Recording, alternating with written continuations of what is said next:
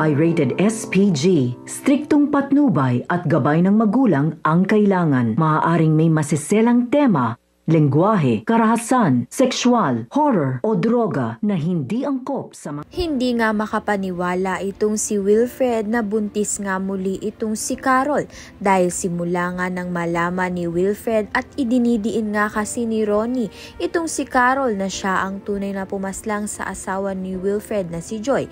Kaya naman nga't ngayon ay hindi na nga pinagkakatiwalaan ni Wilfred itong si Carol. Subalit hindi naman nga nagsisinungaling itong si Carol tungkol sa pagbubuntis niya. Kaya naman nga dulot ng stress ay tatakbo nga siya sa ospital at dito na nga'y makukumpirma na nga ni Wilfred na buntis nga itong si Carol.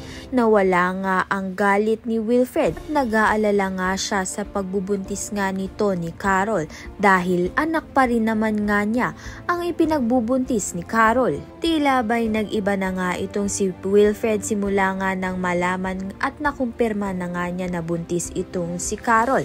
At ngayon nga'y nagtataka nga itong si Ronnie kung bakit nag-iba na si Wilfred. May posibilidad na iatras na nga ni Wilfred ang kaso nga laban dito kay Carol at tuluyan na nga niyang makalaya. Kaya naman nga't yan at iba pa ang dapat nating pakaabangan.